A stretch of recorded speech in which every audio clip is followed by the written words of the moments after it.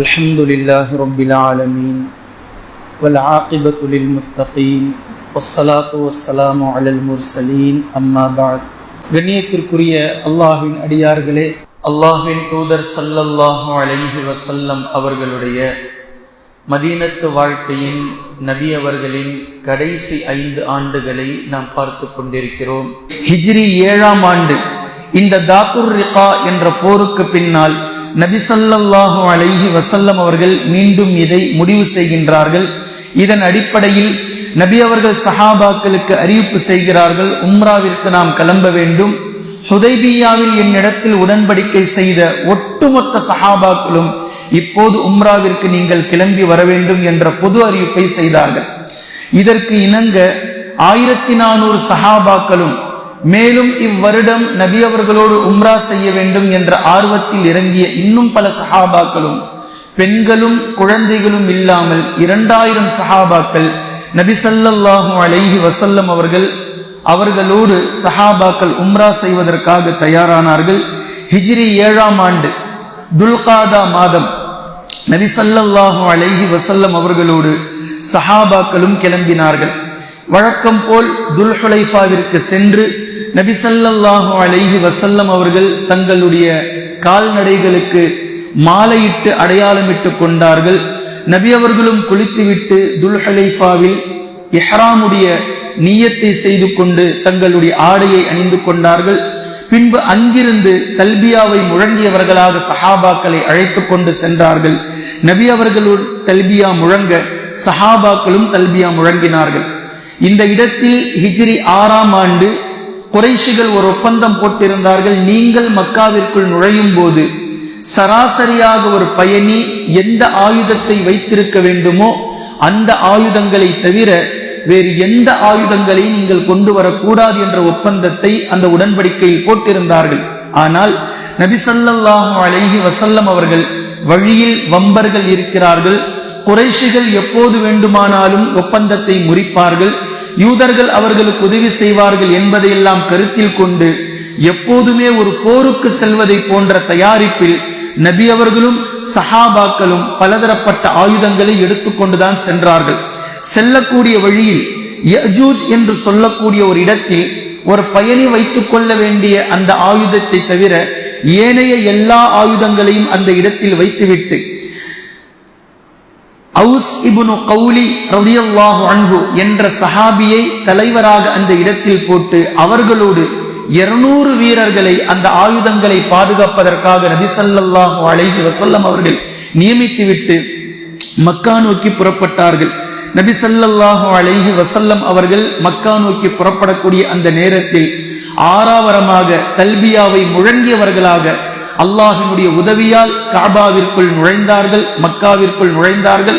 இதை குறைஷிகள் புடைசூழ ஆங்காங்கே மலையின் மீதும் சிலர்கள் தங்களுடைய வீடுகளின் மீதும் அமர்ந்து கொண்டு நபி அவர்களையும் சஹாபாக்களையும் அல்லாஹும்ம ஸல்லி அலா முஹம்மத் ரலியல்லாஹு அன்ஹும் அஜ்மஈன் ஒட்டுமொத்த சஹாபாக்களையும் நபி அவர்களையும் சுற்றி நின்று வேடிக்கை பார்த்தார்கள். இப்படி சுற்றி நின்று வேடிக்கை பார்க்கக்கூடிய நேரத்தில் சிலர் கிண்டலாக பேசிக்கொண்டார்கள். மதீனத்து காய்ச்சலில் திளைத்த இவர்களுக்கு இன்னும் நோய் குறையவில்லை போலும் என்று கிண்டலாக பேசிக்கொண்டார்கள். அதாவது ஹிஜ்ரத் செய்து நபி அவர்கள் சஹாபாக்களோடு மதீனாவிற்கு சென்றதுமே கடுமையான ஒரு காய்ச்சலில் சஹாபாக்கள் மூழ்கினார்கள். நபி ஸல்லல்லாஹு அலைஹி வஸல்லம் அவர்கள் அல்லாஹ்விடத்தில் துஆ செய்தார்கள். நபி அவர்கள் கனவும் கண்டார்கள், அந்த காய்ச்சல் மதீனாவை விட்டு வெளியே சென்று விட்டதை போன்று. இதுதான் இந்த குறைஷி மக்கள் கிண்டலாக பேசுகிறார்கள், மதீனாவினுடைய காய்ச்சல் இவர்களுக்கு இன்னும் குறையவில்லை போலும் என்று.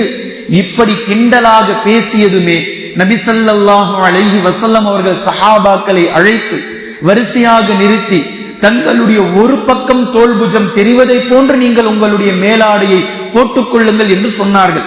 அதற்கு இணங்கதான் இஹ்ராமுடைய ஆடை ஒரு பக்கம் தோல் தெரியும் விதமாகவும் இன்னொரு பக்கம் தோல்புஜம் மறையும் விதமாகவும் இந்த ஆடையை சஹாபாக்கள் அணிந்தார்கள். பின்பு சஹாபாக்களை பார்த்து கூறினார்கள், நீங்கள் தவாஃப் செய்யும் போது 7 சுற்றுகளில் முதல் 3 சுற்றில் உங்களுடைய தவாஃபை யதார்த்தமாக நடைப்பயணமாக ஆக்கிக் கொள்ளாமல் தொங்கோட்டமாக நீங்கள் செல்லுங்கள். இது பெண்களுக்கு இல்லை, ஆண்களுக்கு நபி அவர்கள் கூறினார்கள். தொங்கோட்டமாக உங்களுடைய தோள் புஜத்தை குலுக்கி குலுக்கி நீங்கள் தவாஃப் செய்யுங்கள். இதன் பொருள் நபி ஸல்லல்லாஹு அலைஹி வஸல்லம் அவர்கள் தங்களுடைய மேனியை காட்டுவதன் மூலம் குறைஷிகளுக்கு சொன்னார்கள், நாங்கள் நிவாரணத்தோடு பூரண சுகத்தோடு இருக்கின்றோம். அதே போன்று தங்களுடைய தொங்கோட்டத்தின் மூலம் காட்டினார்கள், நாங்கள் தைரியமாக இருக்கிறோம், உடல் வலிமையோடு இருக்கிறோம். இஸ்லாத்தில் அரசியல் வேறு, ஆன்மீகம் வேறல்ல. நபி ஸல்லல்லாஹு அலைஹி வஸல்லம் அவர்கள் இந்த உம்ராவிலே மிக தெளிவாக அரசியலை கொண்ட ஆன்மீகத்தையும் ஆன்மீகத்தை கொண்ட அரசியலையும் ஒன்றாக முடிச்சு போட்டு ஒரு பக்கம் அல்லாஹுக்கான தவாஃப் என்ற இபாதத், இந்த இபாதத்திலேயே முதல் 3 சுற்றுக்களில் தங்களுடைய தோள் புஜத்தை குலுக்குவதன் மூலமும் தங்களுடைய ஒரு பக்கம் மேனியை காட்டுவதன் மூலமும் நீங்கள் எங்களிடத்தில் வாலாட்டிவிட முடியாது, நீங்கள் எப்போது எங்களிடத்தில் போருக்காக அழைத்தாலும் நாங்கள் அதற்கு தயார் நிலையில் இருக்கின்றோம் என்பதை தங்களுடைய தோள் புஜத்தை குலுக்கி முதல் 3 சுற்றில் செய்த தவாஃபின் மூலமாக நபி ஸல்லல்லாஹு அலைஹி வஸல்லம் அவர்கள் குறைஷிகளுக்கு தக்க பதிலடியை தவாஃபை கொண்டே கொடுத்தார்கள். நபி அவர்கள் தங்களுடைய மேலாடையை ஒரு பக்கம் தோள் புஜம் தெரியும் விதமாக போட்டதற்கு பின்னால் நபி அவர்கள் தங்களுடைய தவாஃபினுடைய முதல் 3 சுற்றை தோள் புஜத்தை குலுக்கி குலுக்கி ஓடியதற்கு பின்னால் குறைஷிகள் விளங்கிக் கொண்டு பேசலானார்கள், இவர்கள் ஒடிந்திருப்பார்கள் என்றல்லவா நாம் நினைத்தோம், இவர்கள் நலிவடைந்திருப்பார்கள் அல்லவா நாம் நினைத்தோம். ஆனா கொஞ்சம் கூட காரம் குறையாது. இது உணவின் மூலமாக ஏற்றிய உடல் அல்ல, ஈமானின் மூலமாக ஏற்றிய உடல். இது வெறுமனே சப்ளிமெண்ட் சாப்பிட்டு ஏற்றிய உடல் அல்ல. சஹாபாக்களுடைய வலிமை என்பதும் ஈமானை கொண்டு ஏற்றப்பட்டது. இது எந்த நிலையிலும் அல்லாஹுக்காக போரில் நிற்கும் என்பதை நபி ஸல்லல்லாஹு அலைஹி வஸல்லம் அவர்கள் தங்களுடைய தவாஃபினுடைய முதல் 3 சுற்றில் அந்த குறைஷி வம்பர்களுக்கு மிக தெளிவாக நபி ஸல்லல்லாஹு அலைஹி வஸல்லம் அவர்கள் காட்டிவிட்டார்கள். பின்பு தவாஃபை முடித்துவிட்டு நபி ஸல்லல்லாஹு அலைஹி வஸல்லம் அவர்கள் சഈ செய்ய வந்தார்கள். சஃபா மர்வாவை சஈ செய்தார்கள். சஈயை முடித்துவிட்டு மர்வாவினுடைய இடத்தில் வந்தார்கள். அந்த இடத்தில் நின்று அல்லாஹ்விடத்தில் துஆ செய்துவிட்டு கூறினார்கள், மர்வா என்ற இந்த இடம் குர்பானி கொடுப்பதற்கான இடம். இந்த இடத்தில் இருந்து என் மர்வாவினுடைய மக்காவினுடைய எல்லா தெருக்களிலும் நீங்கள் குர்பானி கொடுக்கலாம் என்று சொன்னார்கள் சஹாபாக்களை பார்த்து. பின்பு தாங்கள் அழைத்து சென்றிருந்த குர்பானி கால்நடைகளை பலியிட்டார்கள் அல்லாஹ்வின் தூதர் ஸல்லல்லாஹு அலைஹி வஸல்லம் அவர்கள். பின்பு தங்களுடைய முடிகளை மழைத்துக் கொண்டார்கள்.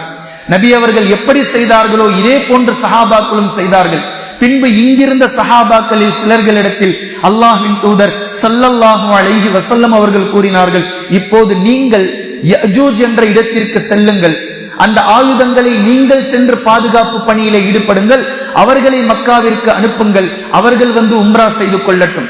நபி அவர்களுடைய கட்டளைக்கு இணங்க ஒரு கூட்டம், ஒரு ஜமாத் இங்கிருந்து கிளம்பி யஜூஜ் என்ற இடத்திற்கு சென்றது. பாதுகாப்பு பணியில் ஈடுபட்டிருந்த அந்த சஹாபாக்களை நபி ஸல்லல்லாஹு அலைஹி வஸல்லம் அவர்கள் வரவழைத்து உம்ராவையும் செய்ய வைத்தார்கள். 3 நாட்கள் முடிந்தது. நபி அவர்கள் மக்காவில் 3 நாட்கள் தங்கி இருந்தார்கள்.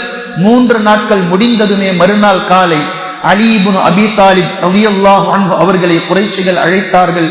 உங்களுடைய சகோதரர் முஹம்மது நபி ஸல்லல்லாஹு அலைஹி வஸல்லம் அவர்களுக்கு நினைவூட்டுங்கள், 3 நாட்கள் முடிந்து விட்டது, இப்போது நீங்கள் மக்காவில் இருந்து வெளியேறலாம் என்று நினைவூட்டுங்கள்.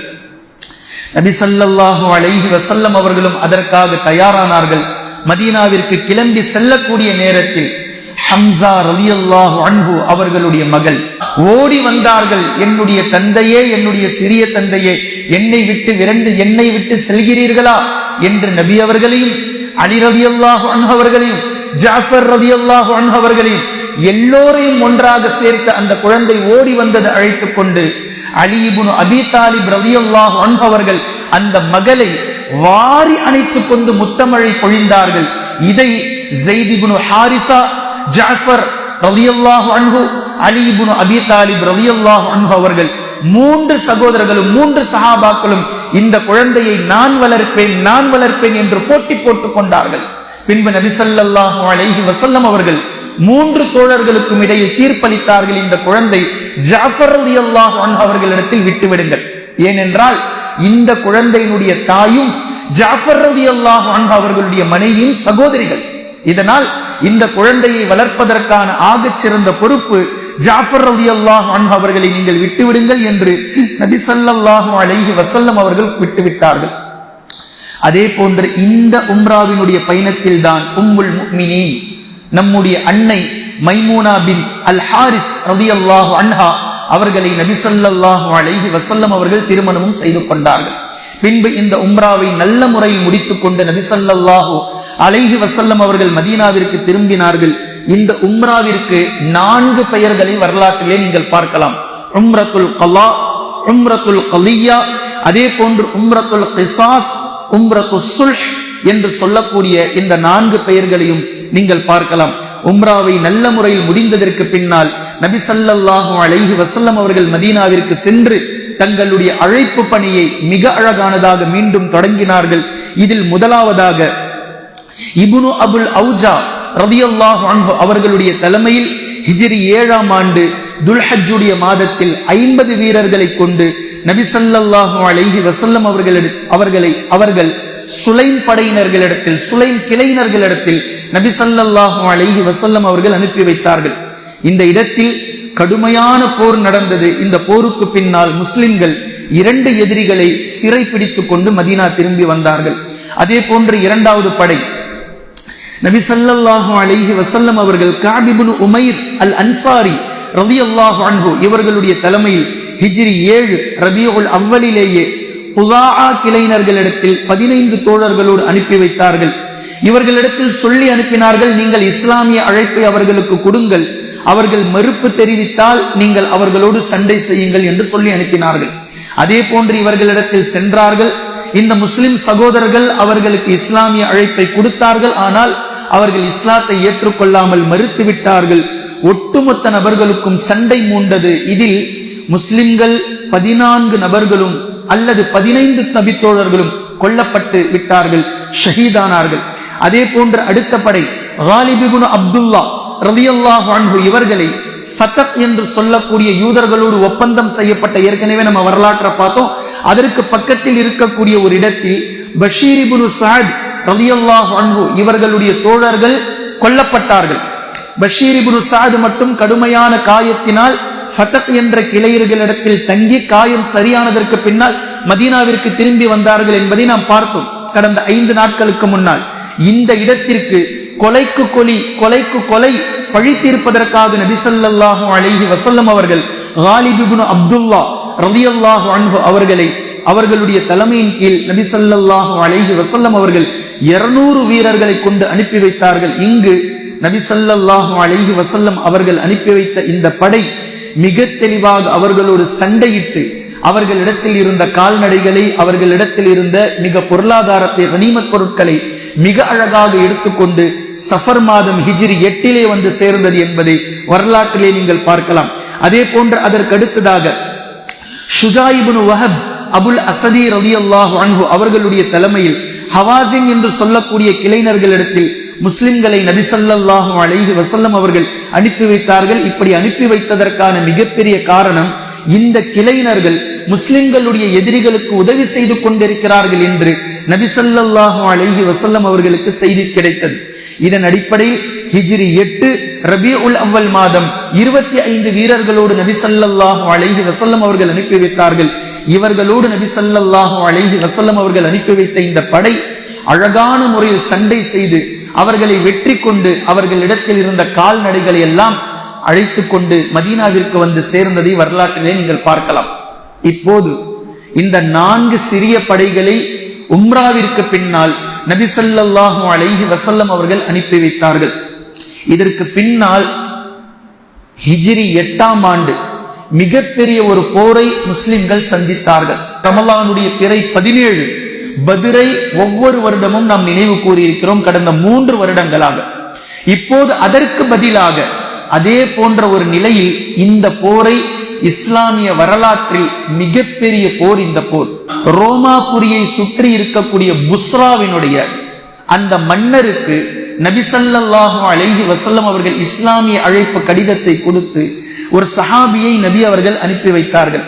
இந்த கடிதத்தை நபி ஸல்லல்லாஹு அலைஹி வஸல்லம் அவர்களுடைய தூதராக இப்னுல் உமைர் அல் அஸ்தி ரலியல்லாஹு அன்ஹு அவர்கள் இந்த கடிதத்தை எடுத்துக்கொண்டு சென்றார்கள். இப்படி செல்லக்கூடிய நேரத்திலேயே இங்கு வழியில் இருந்த ஒரு ஆளுநர், ஒரு மன்னர் இவரை மடக்கி இவரிடத்திலிருந்து அந்த கடிதத்தை வாங்கி கொண்டு அவரை சிறைப்பிடித்து அவரை கொன்று விட்டான். தூதரை கொல்வதென்பது போர்க்காலங்களில் மிகப்பெரிய குற்றம், மிகப்பெரிய குற்றம். எங்களோடு போருக்கு வாருங்கள் என்று பகிரங்கமாக அழைப்பு விடுவதை விடவும் தூதரை கண்ணியப்படுத்த வேண்டும். குறைந்தபட்சம் தூதரை ஒன்னும் சொல்லக்கூடாது, அனுப்பிவிட்டு விட வேண்டும். இதுதான் போர்க்காலங்களில் இருந்த சட்டம். தூதரை கொல்வதென்பது மிகப்பெரிய ஒரு குற்றம், மிகப்பெரிய குற்றம். இந்த குற்றத்தை இந்த ரோமாபுரி மக்கள் செய்து முடித்ததும் நபி ஸல்லல்லாஹு அலைஹி வஸல்லம் அவர்களுக்கு கடுமையான கோபம் வந்தது. இப்போ நபி அவர்கள் என்ன செய்யறாங்க, சஹாபாக்களை அழைக்கிறார்கள். கிட்டத்தட்ட 3000 சஹாபாக்களை நபி அவர்கள் வீரர்களாக தயார் செய்கிறார்கள். இந்த போர் எப்படிப்பட்டதுன்னா, இதுவரைக்கும் மூண்ட போர்கள், இந்த ஹிஜ்ரி 7 வரைக்கும் மூண்ட போர்கள் எல்லாமே சஹாபாக்கள் இதற்கு முன்னால் சந்தித்தவர்கள்.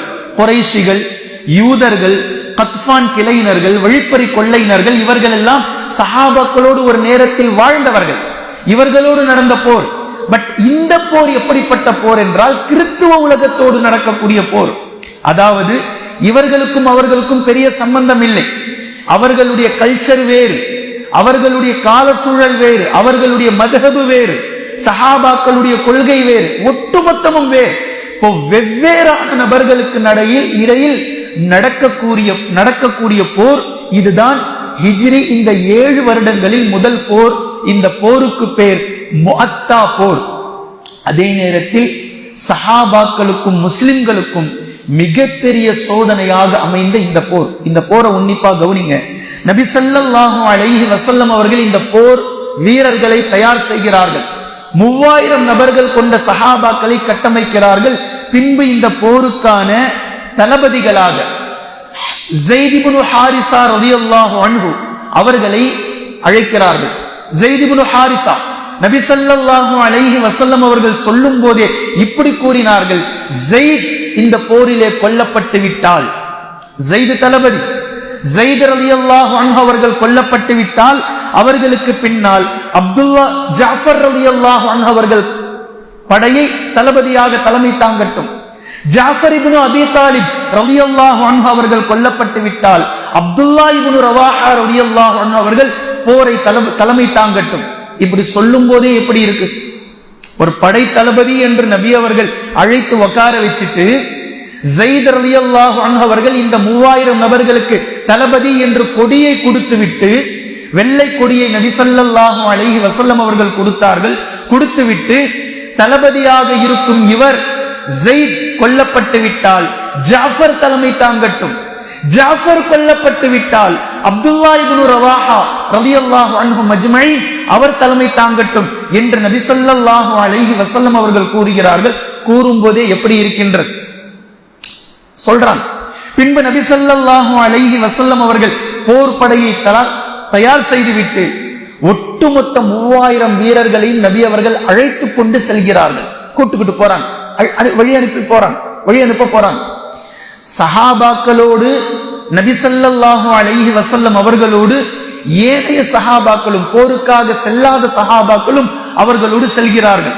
சனியத்துல் விதா என்று சொல்லக்கூடிய மதீனாவினுடைய ஓரத்தில் இருக்கக்கூடிய அந்த இடம் வரைக்கும் சென்று சஹாபாக்களை நிற்க வைத்து நபி ஸல்லல்லாஹு அலைஹி வஸல்லம் அவர்கள் பிரியா விடை கொடுக்கிறார்கள். வழி அனுப்புறாங்க. வழி அனுப்பக்கூடிய இந்த நேரத்தில் ஒருவரை மாறி ஒருவர் தழுவி ஆறுதல்களை கூறிக்கொள்கிறார்கள். இந்த நேரத்தில் அப்துல்லா இப்னு ரவாஹா ரலியல்லாஹு அன்ஹு அவர்கள் அழுகிறார்கள். அப்ப ஏனைய சஹாபாக்கள் சொன்னாங்க, ஏன் அழுறீங்க, அல்லாஹ் உங்களுக்கு வெற்றியை தருவான், நீங்கள் அழ வேண்டாம், எங்களை விட்டு பிரிகிறீர்கள் என்று அழுகிறீர்களா என்று சொல்றாங்க. அப்ப அப்துல்லா இப்னு ரவாஹா ரலியல்லாஹு அன்ஹு சொல்றாங்க, நான் உங்களை விட்டு பிரிகிறேன் என்று அழல, போருக்காக சென்ற அந்த போரிலே இறந்து விடுவேனோ என்று நான் அழல. எனக்கு நான் இறந்ததற்கு பின்னால் நாளை மறுமை நாளையில் சிராத் என்ற பாலம் இருக்கின்றதே, சிராத் என்ற பாலம், இந்த பாலத்தை கடந்துதான் சொர்க்கத்திற்கு நீங்கள் செல்ல வேண்டும் என்று சொல்லக்கூடிய சூரா மரியமினுடைய வசனம் எனக்கு நினைவிற்கு வந்துவிட்டது.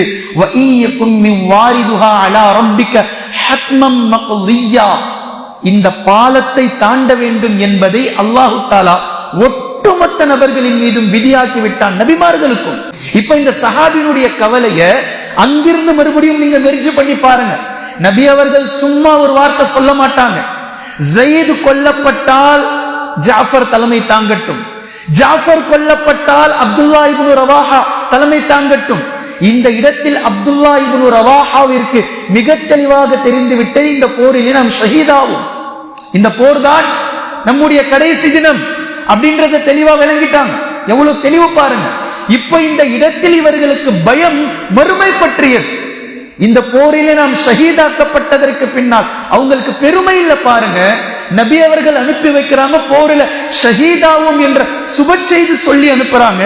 போரிலே ஷஹீதாகி விட்டால் அல்லாஹ் சொர்க்கத்தை தந்து விடுவான் என்ற பெருமை இல்லாமல், போரிலே நான் ஷஹீதாக்கப்பட்டாலும் எனக்கு பயம் இருக்கின்றது நாளை மறுமை நாளிலே சிராத் பாலத்தை நினைத்து, அந்த நாள் அந்த நடுக்கம் எப்படி இருக்குமோ என்று பயந்தார்கள்.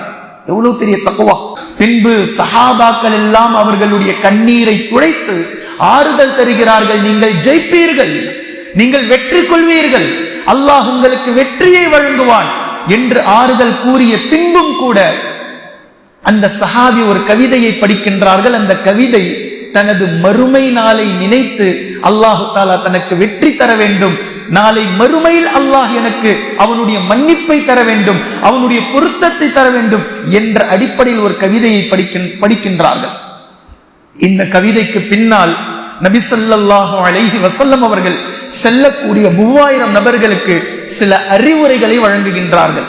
நீங்கள் செல்லுங்கள், அவர்களுக்கு இஸ்லாமிய அழைப்பை கொடுங்கள், இஸ்லாமிய அழைப்பை கொடுங்கள். ஒருவேளை அவர்கள் உங்களுடைய இஸ்லாமிய அழைப்பை ஏற்றுக்கொண்டால் அல்ஹம்துலில்லாஹ், நல்லது, ஹைர். அவர்கள் ஏற்றுக்கொள்ளாவிட்டால் நீங்கள் அவர்களோடு மார்க்கத்திற்காக, தீனுக்காக, அல்லாஹுக்காக அவர்களோடு நீங்கள் சண்டை செய்யுங்கள். அல்லாஹ்விடத்திலே காரியத்தை ஒப்படைத்து விட்டு நீங்கள் போருக்காக நில்லுங்கள். இப்படி போருக்காக நிற்கக்கூடிய நேரத்தில் பெண்களை, குழந்தைகளை, வயது முதிர்ந்தவர்களை அந்த ஊரிலே நீங்கள் சென்றால் தேவாலயங்களுடைய சன்னியாசிகளை நீங்கள் கொன்று விடாதீர்கள். எந்த கட்டடங்களையும் நீங்கள் தகர்க்க கூடாது. இதில் குறிப்பாக நபி அவர்கள் பேசுகிறார்கள், தேவாலயங்களை இடிக்க கூடாது.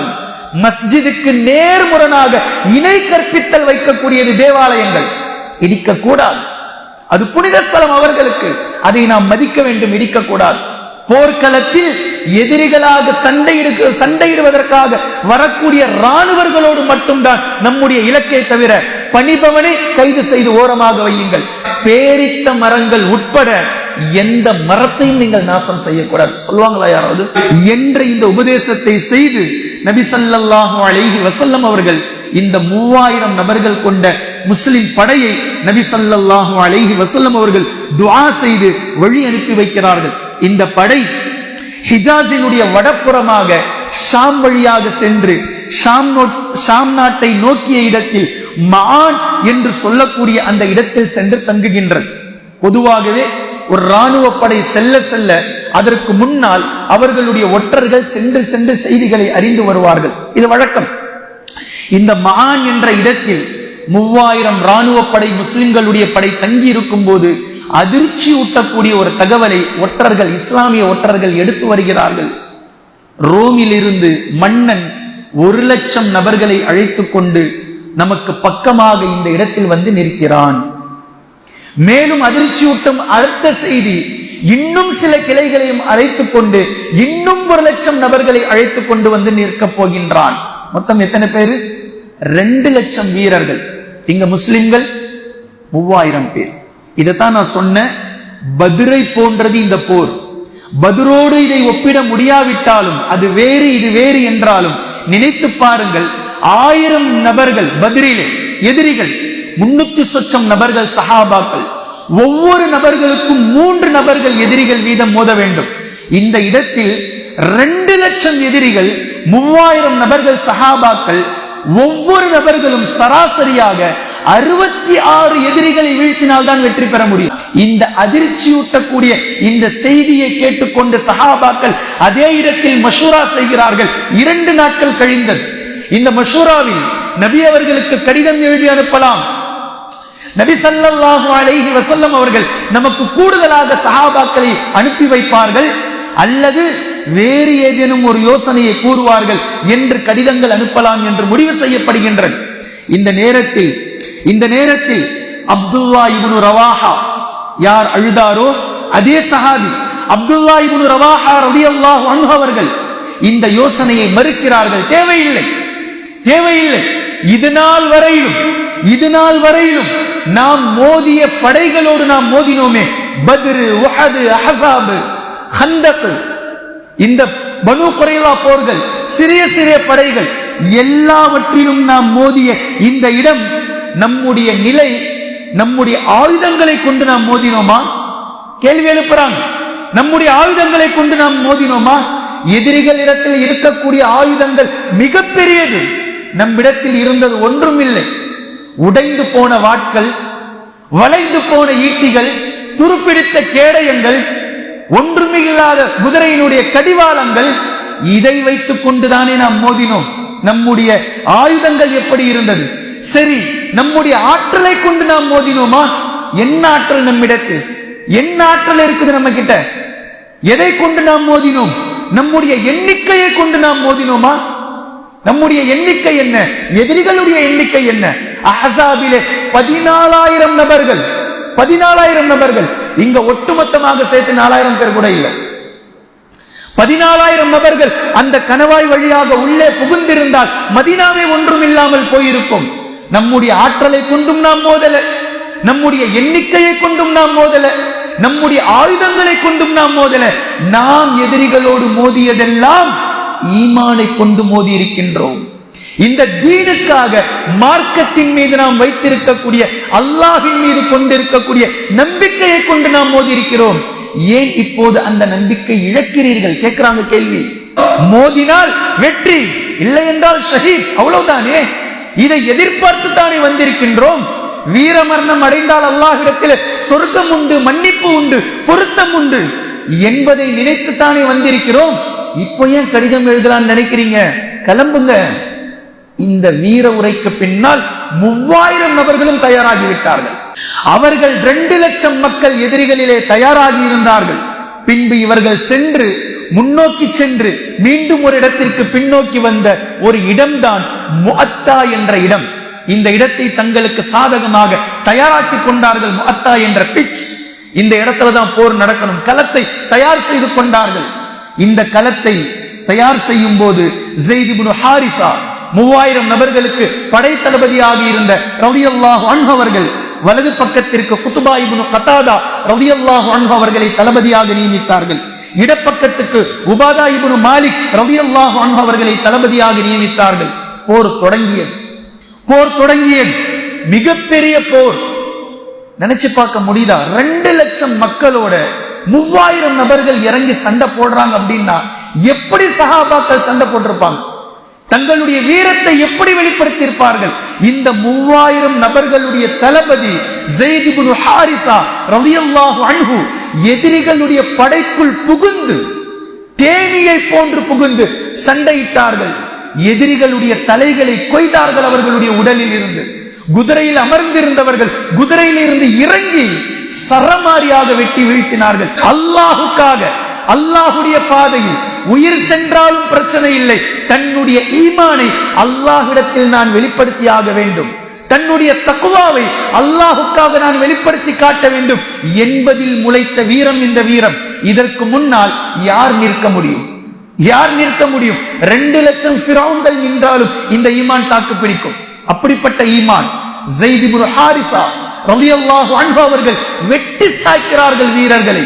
கடைசியாக எதிரிகளுடைய படை கடுமையாக மோதி எதிரிகளால் ஒரு எதிரியினுடைய ஈட்டி அவர்களுடைய உடலை பதம் பார்த்தது.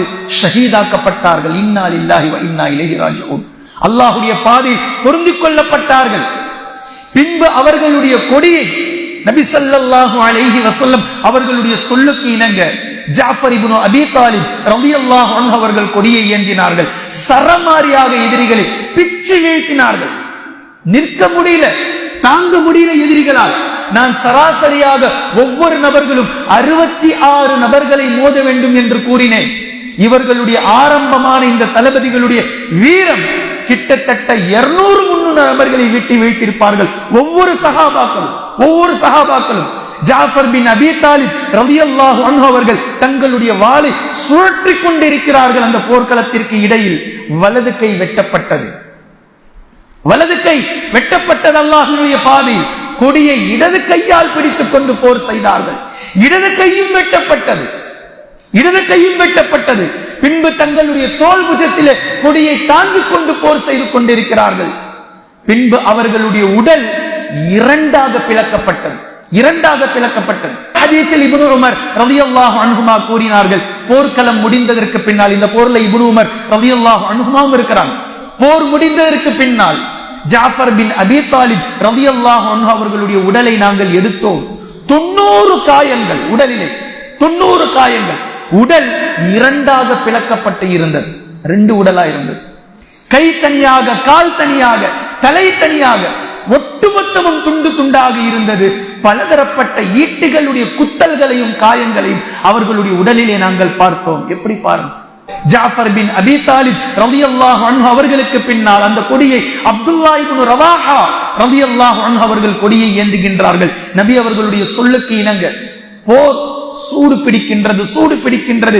வெட்டி வீழ்த்துகின்றார்கள், வெட்டி சாய்க்கின்றார்கள். குதிரையில் கொஞ்சம் நேரம், குதிரையிலிருந்து இறங்கி கொஞ்சம் நேரம். போர்க்களம் சூடு பிடிக்கின்றது. வெட்டி வீழ்த்துகிறார்கள் எதிரிகளை. தாக்கு பிடிக்க முடியாமல் சிதறிக் கொண்டிருக்கிறார்கள் எதிரிகள். 2 லட்சம் நபர்கள் இருக்கிறார்கள் என்பதுதான். ஆனால் 3000 நபர்களுக்கு முன்னால் தாக்கு பிடிக்க முடியவில்லை. பின்பு அப்துல்லாஹ் இப்னு ரவாஹா ரலியல்லாஹு அன்ஹு அவர்களும் ஷஹீதாக்கப்படுகின்றார்கள். வீழ்த்தப்பட்ட அந்த கொடியை சாபித் இப்னு அக்ரம் ரலியல்லாஹு அன்ஹு அவர்கள் கொடியை எடுத்து பிடிக்கிறார்கள். எடுத்துக்கொண்டு முழக்கமிடுகின்றார்கள், முஸ்லிம் சமூகமே, உங்களுக்கான ஒரு தலைவரை நீங்கள் தேர்ந்தெடுங்கள். இந்த இடத்துல பாருங்க, அமீருக்கான முக்கியத்துவத்தை எப்படிப்பட்ட சூழலிலும் அது முன்மொழியப்படுகின்றது பாருங்க. போர்க்களம், போருடைய சூழல், சஹாபாக்களுடைய நிலை எப்படி இருக்கும்? நபி அவர்கள் நியமித்த 3 தளபதிகளும் 3 தலைவர்களும் ஒருவருக்கு பின் ஒருவர் ஷஹீதாக்கப்பட்டு விட்டார்கள். 4வதாக ஒரு சஹாபி, அந்த கொடிக்கு பக்கத்தில் இருந்தவர்கள் அந்த கொடியை ஏந்தி, முஸ்லிம் சமூகமே ஒரு அமீரை நீங்கள் தலைவராக தேர்ந்தெடுங்கள். இந்த இடத்தில் போர் நடந்துகிட்டே இருக்கு. முஸ்லிம் சமூகம் எல்லோரும் கூறினார்கள், நீர்தான் அந்த தலைவர், முன்னே செல்லுங்கள். அவங்க சொல்றாங்க, நான் அதற்கு தகுதியானவன் இல்லை.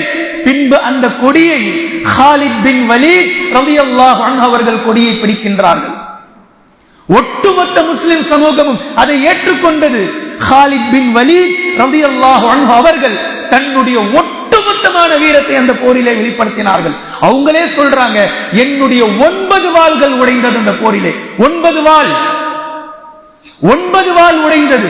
கடைசியாக நான் வைத்திருந்த குட்டையான ஒரு வாளை நான் வைத்திருந்த போதுதான் அல்லாஹு தஆலா இந்த போரிலே வெற்றி அளித்தார். இந்த போர் இப்படி சூடு பிடித்து நடக்க ஆரம்பித்த சில நொடிகளில் ஜிப்ரீல் அலைஹிஸ்ஸலாம் அவர்கள் அல்லாஹ்வின் தூதர் ஸல்லல்லாஹு அலைஹி வஸல்லம் அவர்களிடத்திலே வந்தார்கள். அல்லாஹ்வின் தூதரே, நீங்கள் அனுப்பிய படை ரோமாபுரிகளோடு இந்த இடத்தில் போர் முஅத்தாவிலே போர் மூண்டு கொண்டிருக்கின்றது.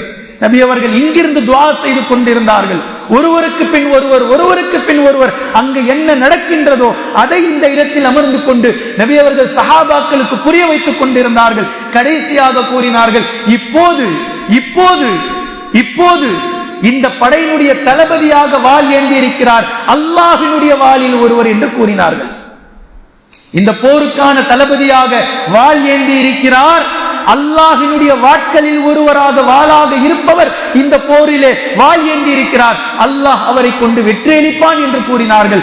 அதே போன்று அல்லாஹ்வின் தூதர் ஸல்லல்லாஹு அலைஹி வஸல்லம் அவர்களுடைய சுப செய்திக்கு இணங்க அன்று மாலை வரைக்கும் போர் நடந்தது. பின்பு இரவு கழிந்தது. அதிகாலை விடிந்தது, போர் துவங்கியது. காலித் பின் வலீத் ரலியல்லாஹு அன்ஹு அவர்கள் தங்களுடைய போர் யுத்தியை கையாண்டார்கள். முதலாம் கட்டத்தில் நின்ற படைகளை பின்னோக்கினார்கள், பின்னால் இருந்தவர்களை முன்னால் ஆக்கினார்கள். இடப்பக்கத்தில் இருந்தவர்களை வலப்பக்கத்தில் ஆக்கினார்கள், வலப்பக்கத்தில் இருந்தவர்களை இடப்பக்கத்தில் ஆக்கினார்கள். பின்பு எதிரிகளோடு மோதவிட்டார்கள். எதிரி படை சின்ன பின்னமானது. போர் புரியவில்லை அவர்களுக்கு. யார் யாரிடத்தில் வருகிறார் என்று புரியல. சிதறடித்து ஓடினார்கள், சிதறடித்து ஓடினார்கள். எப்படி? ஒரு தேனி கூண்டில் ஒரு கல்லை எடுத்து எறிந்தால் எப்படி தேனீக்கள் சிதறுண்டு பறக்குமோ, இதே போன்று இஸ்லாமிய இந்த படை முஅத்தா என்ற அந்த களத்தில் 2 லட்சம் வீரர்களுக்கு நடுவிலே புகுந்ததற்கு பின்னால் காலித் பின் வலீத் ரலியல்லாஹு அன்ஹு அவர்களுடைய தலைமைக்கு பின்னால் புதிய திருப்பத்தை, புதிய சகாப்தத்தை இஸ்லாமிய வரலாறு கண்டது. சிதறுண்டு ஓடினார்கள். எதிரிகளுடைய படையில் எத்தனாயிரம் எதிரிகள் கொல்லப்பட்டார்கள் என்றே வரலாற்றில் இல்லை. அவ்வளவு மக்கள் கொல்லப்பட்டாங்க, அவ்வளவு எதிரிகள். எண்ணி பார்க்க முடியாத அளவிற்கு ஆயிரக்கணக்கான எதிரிகள் கொல்லப்பட்டார்கள் இந்த போரிலே. முஸ்லிம்களில் 12 சஹாபாக்கள் ஷஹீதானார்கள். அவ்வளவுதான். யோசிச்சு பாருங்க, 300 சொச்சம் சஹாபாக்களில் 14 சஹாபாக்கள் ஷஹீத் பத்ரிலே. 3000 சஹாபாக்களில் வெறும் 12 சஹாபாக்கள் ஷஹீத். எதிரிகளில் எத்தனாயிரம் நபர்கள் கொல்லப்பட்டார்கள் என்றே தெரியாத அளவிற்கு மிகப்பெரிய வீழ்ச்சியை அவர்கள் கண்டார்கள், மிகப்பெரிய எழுச்சியை சஹாபாக்கள் கண்டார்கள். இந்த போர் ஹிஜாஸ் பகுதி தாண்டி ஒட்டுமொத்த நபர்களுக்கும் இந்த செய்தி தெரிந்தது. என்ன? 2 லட்சம் மக்களோடு 3000 நபர்கள் மோதி வெற்றி கொண்டு விட்டார்களா? யார் அந்த இஸ்லாமிய படை? எப்படிப்பட்டவர்கள் அவர்கள்? யார் அவர்கள் என்று சுட்டி இருக்கக்கூடிய ஒட்டுமொத்த மூளை முடுக்குகளிலும் இதுதான் ஹாட் டாபிக்காக மாறியது. இதுதான் மிகப்பெரிய செய்தியாக வளர்ந்தது. பின்பு நபி ஸல்லல்லாஹு அலைஹி வஸல்லம் அவர்களோடு இனி நாம் எந்த வகையிலும் மோதுவதற்கு தகுதியானவர்கள் இல்லை என்று முஸ்லிம் அல்லாத அடுத்தடுத்த மன்னர்கள் எல்லாம் பயப்படுவதற்காக ஆக்கப்பட்டு விட்டது. இந்த போர் முஅத்தா என்ற இந்த போர் ஒரு மிகப்பெரிய ரோல் மாடலாக அமைந்தது சஹாபாக்களுக்கு. நபி அவருக்கு பின்னால் கலீஃபாக்களாக வந்த சஹாபாக்களுக்கு, அதாவது அரபுகள் தாண்டி, யூதர்கள் தாண்டி அடுத்த புதிய கலாச்சாரம், புதிய மக்களிடத்தில் எப்படி போர் செய்ய வேண்டும், எவர்களிடத்தில் சென்று மோத வேண்டும் என்பன போன்ற புதிய கலையை இந்த போர் சஹாபாக்களுக்கும் முஸ்லிம்களுக்கும் கற்றுக் கொடுத்து விட்டது. நபி ஸல்லல்லாஹு அலைஹி வஸல்லம் அவர்கள் மிக தெளிவாக இதிலிருந்து விளங்கிக் கொண்டார்கள். உடனே இந்த போர் வெற்றி அடைந்த மறுநொடியே நபி அவர்கள் சிறிய சிறிய படைகளை கொண்டு இது போன்ற சுற்றி இருக்கக்கூடிய மக்களிடத்தில் நபி அவர்கள் அனுப்பி வைத்தார்கள். ஒட்டுமொத்தமாக அல்ஹம்துலில்லாஹ் நபி ஸல்லல்லாஹு அலைஹி வஸல்லம் அவர்கள் அனுப்பிய இந்த படைகள் மிகப்பெரிய வெற்றியோடு நபி ஸல்லல்லாஹு அலைஹி வஸல்லம் அவர்களிடத்தில் வந்து சேர்ந்தது. இந்த வெற்றி மதீனாவிற்கு மிகப்பெரிய ஒரு சுப செய்தி. சஹாபாக்கள் திரும்பினார்கள். ஒட்டுமொத்த குறைஷிகளும் குலை நடுங்க ஆரம்பித்து விட்டார்கள். ஒட்டுமொத்த யூதர்களும் சிறுநீர் கழிக்க ஆரம்பித்து விட்டார்கள். ஒட்டுமொத்த கத்பானியினர்களும் தலை தெறிக்க ஓடிவிட்டார்கள். 2 லட்சம் மக்களோடு 3000 நபர்கள் மோதி இருக்கிறார்கள் என்றால் இவர்களுடைய பலம் என்ன, இவர்களுடைய வீரம் என்ன, இவர்களிடத்தில் யாரும் நிற்க முடியாது என்ற பயத்தை அல்லாஹு தஆலா விதைத்து விட்டான். இது இஸ்லாமிய வரலாறு. இந்த முஅத்தா என்ற போர் சஹாபாக்களுக்கு மிகப்பெரிய சவாலாக இருந்தது. அதே நேரத்தில் இந்த சோதனையை சாதனையாக மாற்றி காட்டிவிட்டார்கள் சஹாபாக்கள். அல்லாஹு தஆலா அவர்களை பொருந்திக் கொள்ளட்டும். இதற்கு பின்னால் இப்போது நபி ஸல்லல்லாஹு அலைஹி வஸல்லம் அவர்கள் ஹிஜ்ரி 8ஆம் ஆண்டு எதையெல்லாம் சூழ நபி அவர்கள் நினைக்க அல்லாஹு தஆலா கட்டளையிட்டானோ ஒட்டுமொத்த பலத்தையும் நபி அவர்கள் தங்களுடைய ஆற்றலுக்கு முன்னால், ஈமானுக்கு முன்னால் ஒட்டுமொத்த நபர்களையும் குன்றச் செய்து விட்டார்கள். இதற்கு பின்னால் இப்போது இருக்கக்கூடிய ஃபத்ஹே மக்கா, மக்கா வெற்றி, மக்காவினுடைய சாவி நபி அவர்களுடைய கையில் வர வேண்டும். அங்கு நடந்து கொண்டிருக்கக்கூடிய இணைகள் முற்றாக ஒழிக்கப்பட வேண்டும். அதற்கான நேரம் வந்துவிட்டது. இதை பற்றி நபி ஸல்லல்லாஹு அலைஹி வஸல்லம் அவர்கள் இப்போது யோசிக்க ஆரம்பித்து விட்டார்கள். வரலாற்றிலே நபி அவர்கள் எப்படி கிளம்புகின்றார்கள், என்ன நடக்கின்றது என்பதை இன்ஷா அல்லாஹ் தொடர்ந்து நாம் பார்க்கலாம். குர்ஆனையும் ஹதீஸையும் தெளிவாக விளங்கக்கூடிய நன்மக்களாகவும் அதை நடைமுறைப்படுத்தக்கூடிய மக்களாகவும் அல்லாஹ் நம்மை ஆக்குவானாக. சுப்ஹானக்கல்லாஹும்ம பிஹம்திக அஷ்ஹது அல்லா இலாஹ இல்லா அன்த அஸ்தக்ஃபிருக வ அத்தூபு இலைக்.